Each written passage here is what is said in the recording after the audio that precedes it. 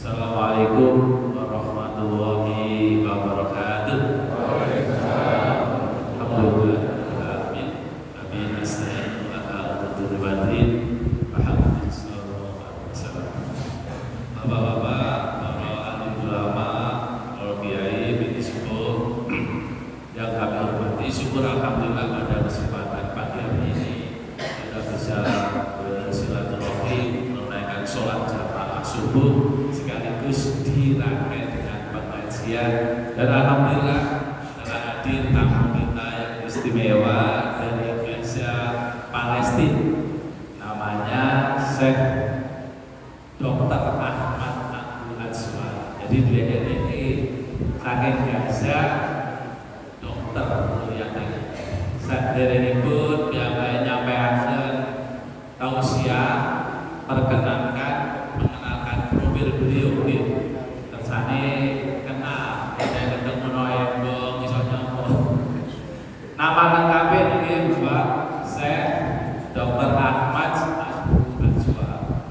Dia lahir di Gaza, Palestina 30 Oktober 1998. Tasik 60 ya terus anu ya juga jenengan. Alhamdulillah dari Gaza, Palestina yang perang karena beliau hadir kemari, keluarga beliau masih di Palestina. Ini beliau bisa cerita. Dia ini hafid Al-Quran sejak usia 13 tahun itu pun hafid Al-Quran. Terus Imam Hafiz ya, tidak perlu bersanad, Masya Allah. Saya mengajar Al-Quran, hafid dan bahasanya, termasuk beliau ini berdakwah di Malaysia, Gaza, Palestina, Indonesia, dan beliau ke Indonesia ini ada rangka studi kuliah di Universitas Erlangga jurusan fakultas kedokteran, dapat beasiswa karena kan hafal Al-Quran. Jadi yang kena putra-putra jenengan hafal Al-Quran 30 juz iso lewat jalur. Nah beliau ini kan praktek di puskesmas ini mentaras gitu, dan alhamdulillah sekarang sudah hadir dengan kita dalam rangka safari dakwah bersama Badan Wakaf Al-Quran, yang nanti kita juga akan menggalang donasi untuk membantu saudara-saudara kita yang masih membutuhkan Al-Quran di pelosok negeri, termasuk nanti kalau ingin donasi tentang Palestina ini. Kepada yang terhormat Syekh Azwar, kami persilakan Bapak Syekh tafadhol maskurah. Assalamualaikum warahmatullahi wabarakatuh. Alhamdulillah rabbil alamin, wassalatu wassalamu ala asyrafil anbiya'i wal mursalin sayyidina Muhammadin wa ala alihi wa sahbihi wa man sara ala nahjihi wastanna bi sunnatihi wa hadihi ila yaumiddin. Rabbi shrah li sadri wa yassir li amri wahlul 'uqdatam min lisani yafqahu qawli. Allahumma ya mu'allim Adam wa Ibrahim 'allimna ma yanfa'una wanfa'na bima 'allamtana warhamna. Puji syukur kepada Allah Subhanahu wa taala atas nikmat keimanan, nikmat keamanan, dan nikmat keislaman, sehingga alhamdulillah pada pagi hari yang mulia setelah salat subuh, setelah salat jamaah bersama-sama kita berkumpul di masjid yang mulia ini, di tempat yang mulia ini. Salawat serta salam senantiasa tercurah kepada junjungan kita Nabi Muhammad sallallahu alaihi wasallam dan keluarganya dan para sahabat, dan mudah-mudahan terlebih kepada kita yang selalu berusaha untuk menyelidiki beliau. Amin ya rabbal alamin. Bapak Ibu sekalian yang dirahmati oleh Allah Subhanahu wa taala, sebuah kehormatan yang luar biasa bagi saya untuk hadir di sini di desa Soekarjo. Memang alhamdulillah saya sangat bahagia karena alhamdulillah selama 3 minggu terakhir saya memang berada di sekitar ini, di Sidayo maupun di Dukun, karena saya magang di Puskesmas Mentara. Jadi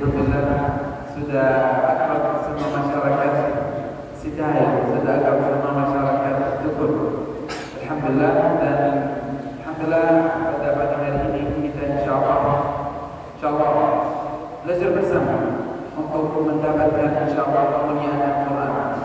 Dan kita juga membahas di akhir insyaallah kajian kabar yang terkini secara singkat terkait Palestina. Bapak Ibu sekalian yang dirahmati oleh Allah Subhanahu wa taala,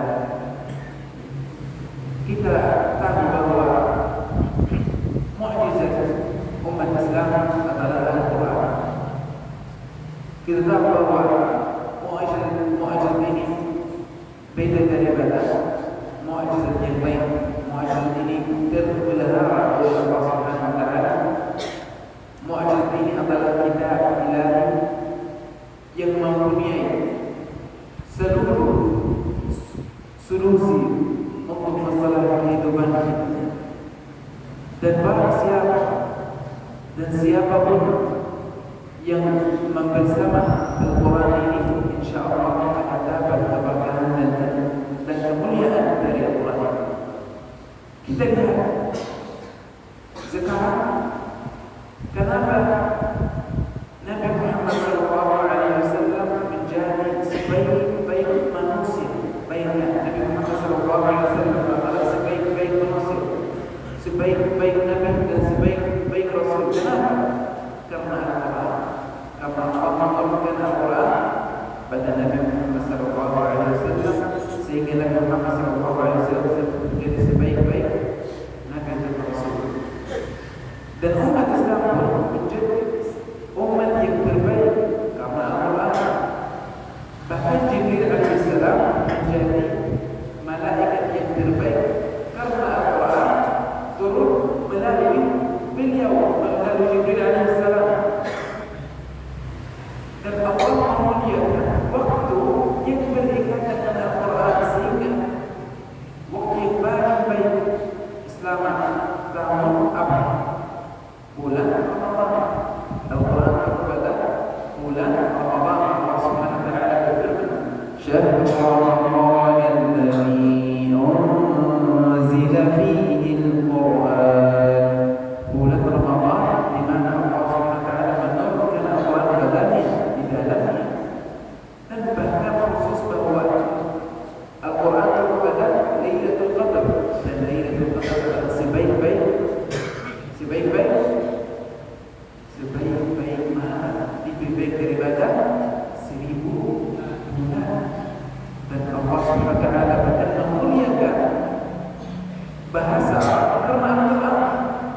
Bahasa Arab sebenarnya seperti bahasa biasa, tetapi karena Al-Quran Allah memuliakan bahasa Arab sehingga menjadi sebaik bahasa. Karena bahasa Arab adalah bahasa yang nanti kita pakai di sini.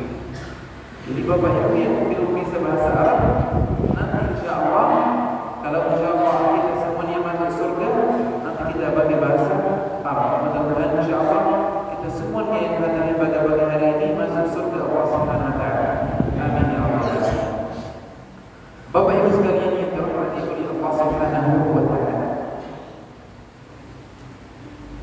memang hidup bersama Al-Quran sangat mulia. Nabi sallallahu alaihi wasallam bersabda, "Khairukum man ta'allama al-Qur'an." Sebaik-baik kalian adalah orang yang belajar dan mengajar Al-Quran. Sekarang belajar, besok mengajar. Sekarang belajar membaca, besok apa? Besok mengajar anaknya. Walaupun mengajar sesuatu yang sederhana, yang itu mengajar anak, mengajar orang yang di antara kita bagaimana bisa mengeluarkan satu huruf dalam bahasa. Dan Allah Subhanahu wa taala selalu memuliakan Al-Quran. Sampai Allah Subhanahu wa taala jadi mereka adalah keluarga Allah Subhanahu wa taala. Nabi sallallahu alaihi wasallam bersabda, "Inna lillahi ta'ala ahlan minan nas." Sesungguhnya Allah Subhanahu wa taala mempunyai keluarga dari manusia, bersahabat dengannya. Siapa mereka ya wahai Rasulullah? Nabi sallallahu alaihi wasallam jawab, keluarga Allah adalah ahli Quran. Ahli wahai Rasul.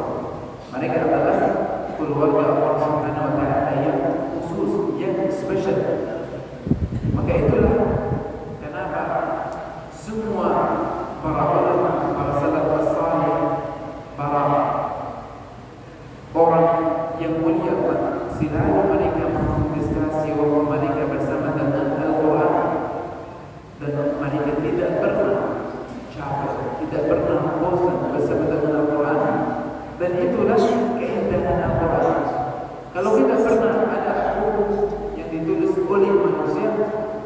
pasti kita akan bosan kalau kita baca sekali, dua kali. Tak sampai ada orang pernah membaca buku Zan Novel atau buku biasa lebih daripada 2-3 kali. Tapi Al-Quran itu dibaca terus sampai Al-Quran itu para ulama berkata bahawa minimal orang Muslim membaca Al-Quran selama berapa? 40 hari. Jadi seharusnya kita tiap 40 hari minimal membaca Al-Quran atau Al-Quran sekali. Dan itu ya, itulah yang dilakukan oleh para ulama. Bapak Ibu sekalian yang dirahmati oleh Allah Subhanahu wa taala.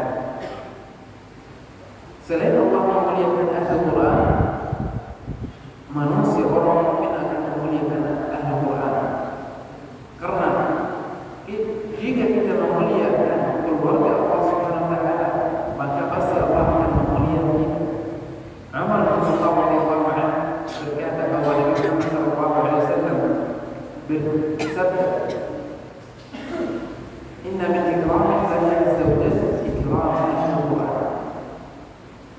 Sesungguhnya untuk memuliakan Allah Subhanahu wa taala, kita perlu memuliakan ahli Quran, yaitu keluarga Allah Subhanahu wa taala. Maka itulah sebuah penghormatan yang orang yang menghafal Al-Quran akan dapatkan saat membaca Al-Quran, saat bersama dengan Al-Quran. Al-Quran benar-benar kebaikan bahwa Al-Quran adalah rahmat, petunjuk kepada kita. Memang kita ingin petunjuk dalam kehidupan kita. Al-Quran adalah petunjuk. Al-Quran adalah penghapus dosa. Di dalamnya ada rahmat, ada kabar gembira pada orang Muslim, huda wa rahmat wa busyra. Al-Quran itu adalah obat. Dan kita harus betul-betul percaya. Saya dokter, kita juga harus percaya dan ikhtiar dengan seluruh aspek membaca Al-Quran dan niat untuk mendapat kesembuhan itu dalam agama kita. Dan kita harus percaya dengan hal itu. Dan yang jelas kalau kita lihat bahwa Al-Quran itu adalah obat untuk penyakit hati seperti hasad, seperti ghibah, namimah dan lain sebagainya. Dan juga untuk penyakit fisik. Kita membaca Al-Quran dengan niat bahwa Allah memberi kita kesembuhan. Kita yang membaca pada diri kita sendiri. Tidak perlu membawa ustaz, tidak perlu membawa orang dari luar rumah. Cukup kita membaca Al-Quran pada diri kita dengan niat kesembuhan. Selain kita juga berikhtiar pergi ke dokter, pergi ke puskesmas, rumah sakit dan lain sebagainya, maka kita akan mendapat obat yang komprehensif. Bukan sekedar obat aja, bukan sekedar bertemu sama dokter saja, tetapi yang bertemu dokter, baca Al-Quran, semua itu kita harus percaya. Dan Al-Quran memang adalah syafaat. Nanti pada hari kiamat kita memang sangat membutuh satu pahala, satu kebaikan.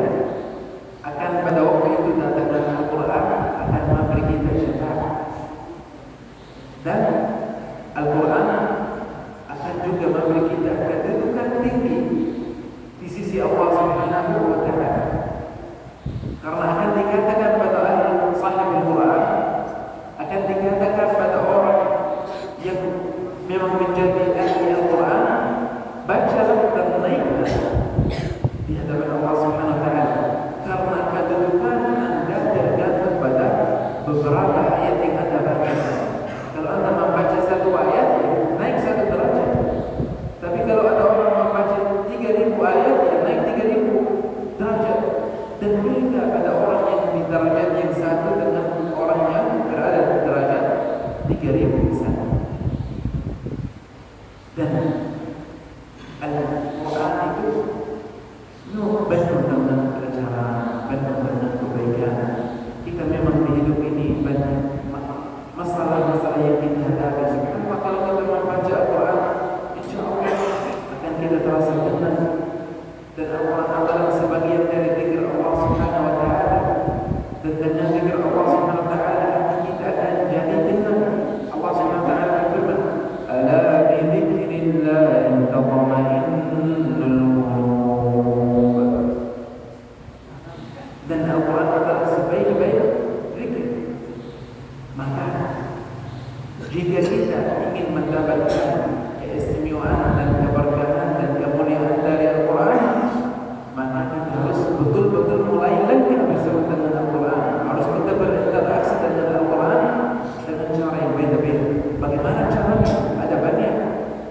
Dan memang banyak di antara kita sudah mulai langkah-langkahnya bersama dengan Al-Quran, mulai dengan belajar bahasa Arab, itu adalah langkah. Dan orang yang membaca Al-Quran dan masih sulit itu akan dapat kedua pahala lagi. Yang masih terbata-bata untuk membacakan Al-Quran akan dapat dua pahala. Nabi sallallahu alaihi wasallam bersabda, "Al-mahir bil-Quran ma'a as-safaratil kiramil barrah." Orang yang pandai membaca Al-Quran dengan benar, dengan jelas, dengan makhraj yang bagus, dia bersama dengan al-kiram as-safar al-barrah. Nama malaikat namanya kiram as-safar al-barrah. Itu khusus untuk orang yang membaca Al-Quran. Dan orang yang membaca Al-Quran dengan kesulitan dan masih terbata-bata, itulah akan dapat dua pahala. Maka jika kita bersama dengan Al-Quran, tidak ada orang yang rugi dengan Quran. Tidak ada orang yang rugi. Sakit insyaAllah sembuh. Sakit hati sembuh. Depresi sembuh. Orang misal sudah tidak istiqamah, insyaAllah bersama dengan Al-Quran dapat keistiqamahan dan lain sebagainya. Mulai dari juga mempelajari tahsin dan tajwid, cara membaca Al-Quran. Itu adalah perjalanan kita bersama dengan Al-Quran. Tidak ada orang yang lahir langsung bisa membaca Al-Quran, walaupun orang Arab. Misal, kalau bapak ibu nanti pergi ke Makkah, Madinah, belum tentu semua orang Arab bisa membaca Al-Quran dengan cara yang benar. Tapi orang yang berusaha untuk orang yang memberi waktu yang terbaik untuk Al-Quran, ya itulah yang akan mempelajari Al-Quran dan akan dapat kemuliaan Al-Quran. Maka orang yang sudah belajar Al-Quran sejak anak kecil sampai saat ini, itu tidak akan terbuang. Semua ditulis oleh Allah Subhanahu wa taala, 10 pahala. Bayangkan. Dan bagaimana kita bisa berinteraksi lagi? Ya, hafal Al-Quran. Sebenarnya kita sangat membutuhkan hafalan Al-Quran. Walaupun kita menghafal beberapa ayat dari Al-Quran, tapi betul hati kita butuh hafalan yang baru agar nanti saat kita salat menggunakan ayat yang baru kami hafalkan, dan kita akan menambahkan manisnya Al-Quran. Bagaimana itu? Ya, kita membaca satu ayat dalam salat kita. Ya biasanya kalau kita salat, ya baca surat Al-Ikhlas, qul huwallahu ahad, qul huwallahu ahad, qul a'udzu birabbil falaq, qul a'udzu birabbin nas, dan beberapa ayat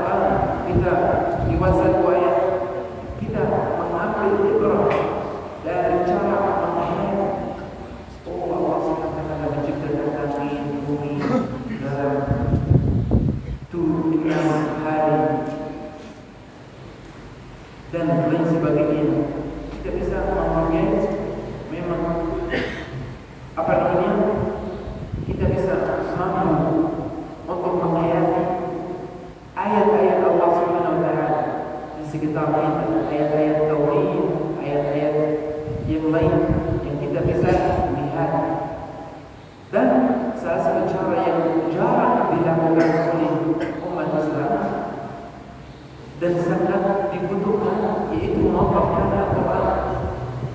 Mewakafkan Al-Quran sebuah ibadah yang tidak akan terputus.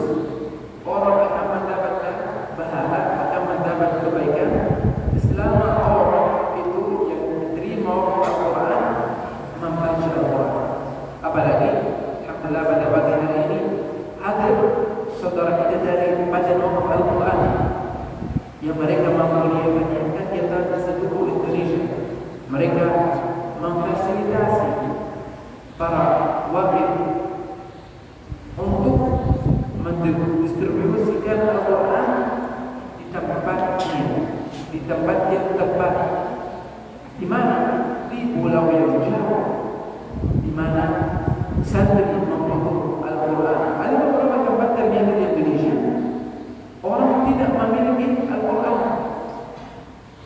Di Papua, di daerah Sumatera, di daerah Kalimantan, dan alhamdulillah BWA bekerjasama dengan pihak-pihak yang lain, mereka mampu untuk pergi alhamdulillah dan menyampaikan amanah masyarakat Indonesia dari misalnya Jawa Timur, dari Jawa Tengah, dari tempat yang lain ke memang keluar pulau atau tempat yang membutuhkan.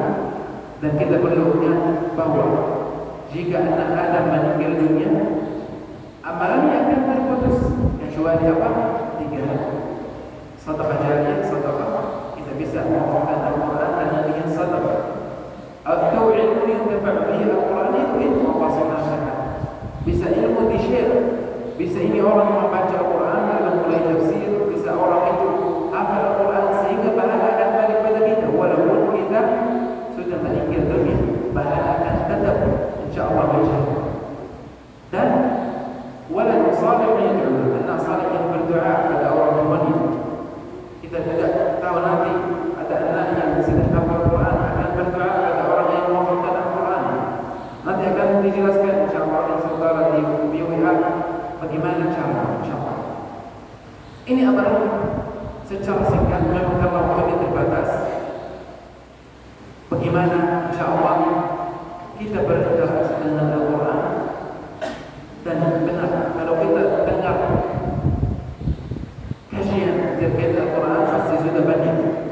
Tetapi kapan kita akan berinteraksi, bagaimana kita akan mengamalkan, bagaimana kita akan mulai langkah sesungguhnya bersama dengan Al-Quran, itulah yang kita harus mulai pada hari ini, pada waktu ini, agar kita insyaallah mampu mendapat kebaikan yang saya sampaikan pada awal-awal. Dan kebaikan dari Al-Quran memang sangat banyak sekali, dan kita akan merasakan nanti saat kita insyaallah bersama dengan insyaallah di 5 menit yang terakhir ini saya juga ingin menyampaikan bahwa memang serangan, pembantaian dan genosida yang terjadi di Gaza, di Palestina masih terus.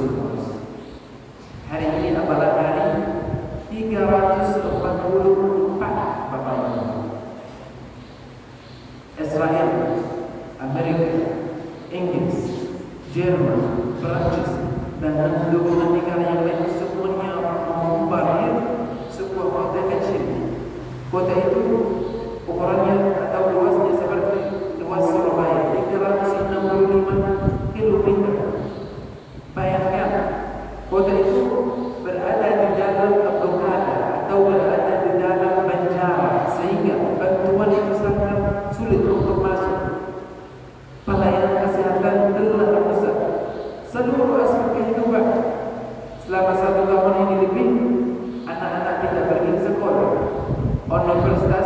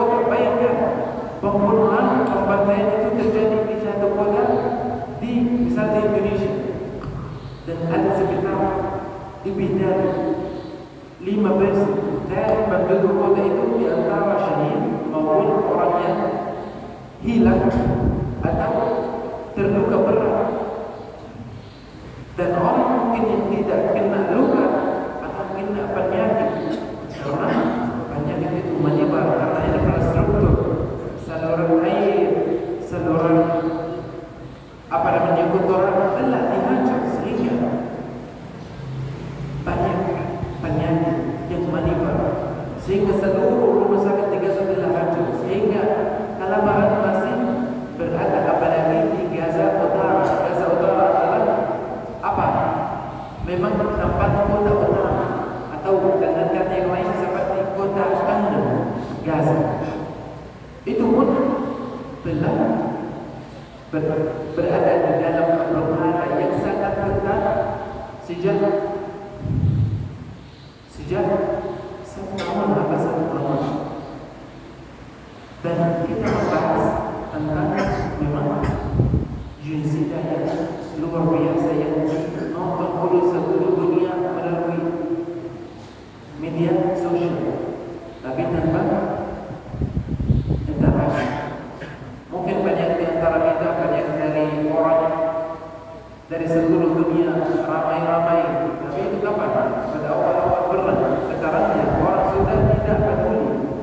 Padahal kondisi pada saat ini jauh lebih berat daripada awal-awal memang banyak bombardir, tetapi belum muncul efek penyakit kulit, belum muncul kekurangan fasilitas kesehatan, sehingga orang yang bahkan sakit kronik seperti daya kencing manis, darah tinggi, operasi, itu semuanya tidak ada lagi karena sistem kesehatan telah hancur, karena rumah sakit telah dihancurkan oleh Zionis Israel. Bapak Ibu sekalian yang dirahmati oleh Allah Subhanahu wa taala, jika orang di seluruh dunia, orang awam sudah berhenti berbicara atau menolong saudara muslimin, maka kita yang ikut salat subuh, kita seharusnya tetap menolong, tetap bantu, tetap mendukung kemerdekaan Palestina dengan cara masing-masing. Insya Allah Palestina nanti akan merdeka. Biidznillah kita yakin dengan hal ini. Namun kita perlu tanya diri kita sendiri, apa partisipasi kita untuk menolong saudara muslimin di Palestina? Apa yang kita lakukan? Insya Allah kita bisa lakukan banyak hal. Dan jangan lupa yang paling penting adalah doa. Doa dengan keyakinan, dengan kepercayaan bahwa Allah akan menolong saudara muslimin di Palestina. Dan dengan doa panjenengan dapat pahala, dan di sisi yang lain Allah menolong saudara muslimin yang berada di Gaza. Anda mampu, bapak mampu, ibu mampu untuk menolong secara material dengan harta, silahkan. Anda mampu dengan menyuarakan saudara muslimin dengan media sosial, dengan membuat kajian terkait Palestina, silahkan. Banyak cara yang kita bisa lakukan. Yang terakhir, jika kita tidak mampu menolong dengan menolong penjajahan, maka tetap ikut apa? Mengangkat Zionis Israel di manapun Anda berada. Mungkin itu yang saya bisa sampaikan pada pagi hari ini. Terima kasih banyak Bapak Ibu atas perhatiannya. Alhamdulillah saya sangat bahagia datang pada pagi hari ini di Masjid Al-Husain yang mulia. Mudah-mudahan Allah Subhanahu wa taala selalu menjaga warga-warga desa ini, dan mudah-mudahan desa ini sedaya menjadi insyaallah baldatun thayyibah wa barakallahu fiikum wa jazakumullahu khair. Wassalamualaikum warahmatullahi wabarakatuh. Terima kasih. Saya Bapak sama sekalian, mohon izin kami akan memutarkan video tentang aktivitas BWA sejenak sebelum berakhir. Jadi kami sampaikan bahwa kondisi Gaza Palestina juga sudah luar biasa, dan kami dari Badan Wakaf Al-Quran dalam donasi untuk wakaf Al-Quran, berikut video kami dalam mendistribusikan Al-Quran Bapak sekalian.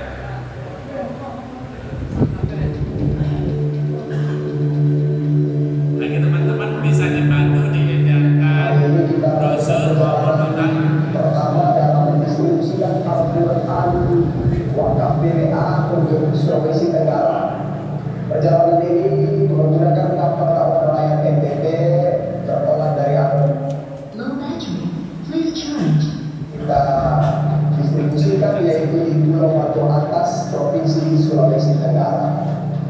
jarak dari Almenara ke Pulau Batu Atas hampir 150 mil, jadi kurang lebih 24 jam berjalan. Kenapa Pulau Batu Atas yang didistribusi? Karena ini pulau terluar dari provinsi Sulawesi Tenggara dan berbatasan dengan provinsi Nusa Tenggara Timur. Tentu bisa dibayar. Randik budi orang ini dihadir oleh BWA karena terpanggil dan sudah bisa dipastikan betapa sulitnya di pulau ini untuk mengakses Al-Quran. Jadi ini jamaah BWA ke pelosok negeri mengirimkan Al-Quran kepada saudara-saudara kita yang pelosok seperti ini perjuangannya. Jadi masih banyak saudara-saudara kita yang di pelosok negeri yang belum membutuhkan Al-Quran. Data dari Kementerian Agama itu ada lebih dari 60% umat Islam itu sih derek saged maos Al-Quran. Dan yang masyarakat Indonesia itu jumlahnya katakanlah 200 juta, wonten 100 juta lebih yang belum bisa baca Al-Quran. Makanya BWA melalui program wakaf Al-Quran dan pembinaan ini mengajak Bapak Ibu sekalian untuk berwakaf Al-Quran. Nanti Al-Quran ini yang dikirimkan sekaligus diajarkan di sana. Jadi BWA bekerja sama dengan para ustaz, dengan dai setempat, TPA, TPI, pondok pesantren menyuplai kebutuhan Al-Quran dan mengajarkan. Sebagai disampaikan saya tadi, alangkah bahagianya kalau kita bisa berwakaf Al-Quran. Brosurnya sudah dibagikan, nanti akan bisa turut serta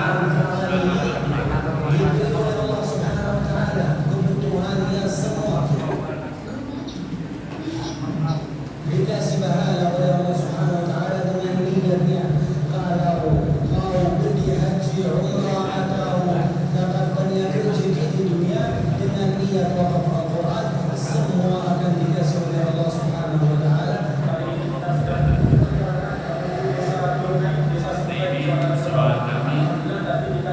Bapak-bapak ibu sekalian, bersediakah untuk turut membantu wakaf Al-Quran dari program BWA ini? Siap bantu ya? Bantu program wakaf Al-Quran BWA. Kalau di BWA, Al-Qurannya nanti seperti ini Bapak sekalian. Niki konten namanya panjenengan. Jadi nanti mungkin Pak Haji Pak Amir bisa mengkoordinir. Ini ada namanya, daerah tujuannya. Kita juga melakukan pelaksanaan.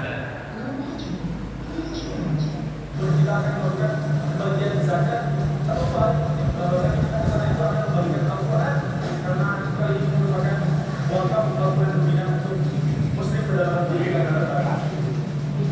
Ya, demikian Bapak sekalian, sebagai penghormatan kami atas kesempatan silaturahim dan pada kesempatan kali ini kami mohon yang terhormat Bapak Takmir untuk menerima cindrawata dari Syekh Tasin. Oke Pak, jadi untuk ya.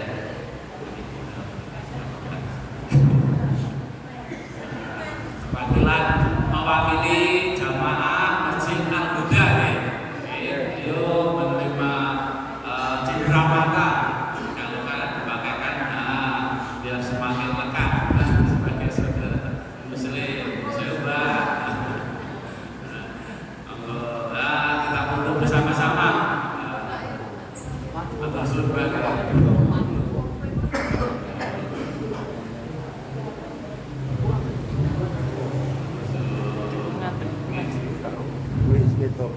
Barangkali Bapak-bapak Ibu sekalian tersangkut khusus secara khusus ini wakaf Al-Quran 10 biji.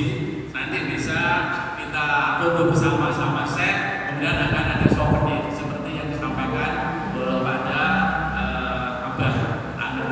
Konten ingkang tersangkut berwakaf Al-Quran sedoso pun ya miro atau Al-Quran ini 150 sudah termasuk biaya operasional ini di seluruh wilayah Indonesia percetakan ya, semuanya itu 150. Jadi kalau misalnya 10 ya 1,5 juta, tapi buatan dibayar dinten iki. Lalu saya Oh, nek panenan. Nggo nek pas wayahe bisa tambah boleh saluran maneh monggo saged nanging diserat. Ditulis komitmennya datane mungkin kita ambil dan kami dibuatkan akan apa namanya. Wonten ingkang kersakaken wakaf sedasa aturan bahwa Bapak Ibu sekalian tetap ini saged kula aturi kesediaannya maju sarang-sarang mungkin kita sebelum berakhir sama saya untuk bersama. Wonten kan ingkang memberi contoh alhamdulillah monggo Bapak ini Masya Allah. Monggo ada lagi mungkin ada 5 atau berapa Masya Allah. Monggo Masya Allah barakallah. Rabbana Masya Allah atur sun monggo ada kali waktu malih. Masya Allah. Monggo mungkin ada sedasa diroleh Masya Allah barakallah. Kita singkirkan dulu. Monggo diberikan ya.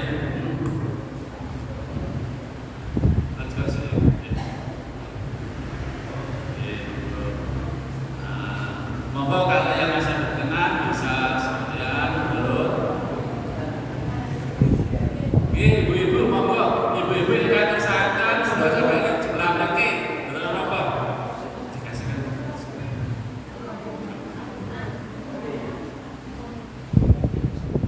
5 boten nomor tentu boten kerja dibangun ini Pak. Dibagi sekarang. Nanti saged komitmen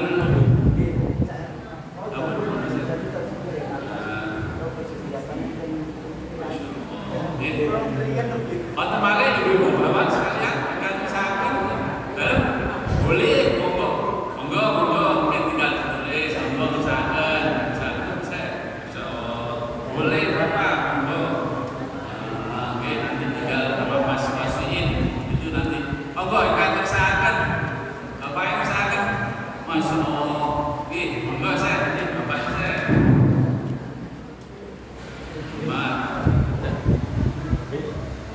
Ibu, usahakan nih, monggo sebelah sini ibu-ibu.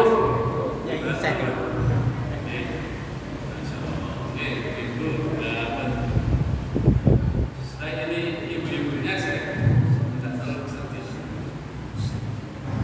dikasihkan, diperkenalkan sedikit. Ya, foto dulu sahabatnya. Ya, foto dulu di sini nanti. Foto dulu, monggo Bapak. Kita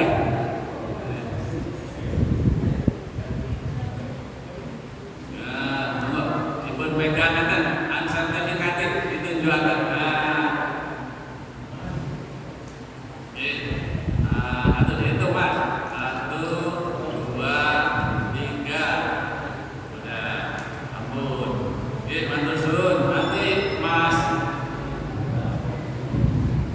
matur suwun terima kasih Minara itu nanti sama Mas Manusi akan dibantu monggo minara dalam itu nanti Mas Manusi nah tolong terus ini ibu-ibunya agak sedikit itu misalnya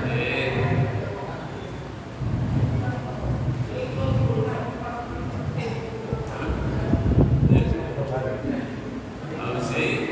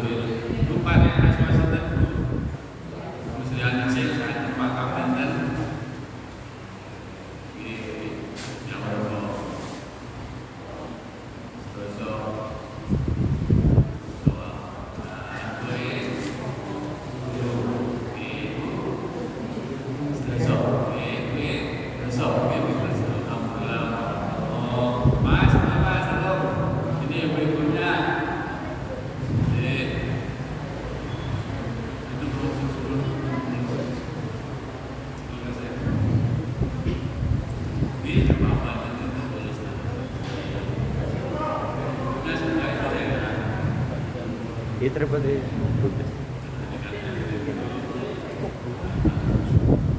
suka scan dijaga kayak wingi anggur silakan jalan dari itu oh jalan dari itu kita juga sini kayak ini enggak jalan itu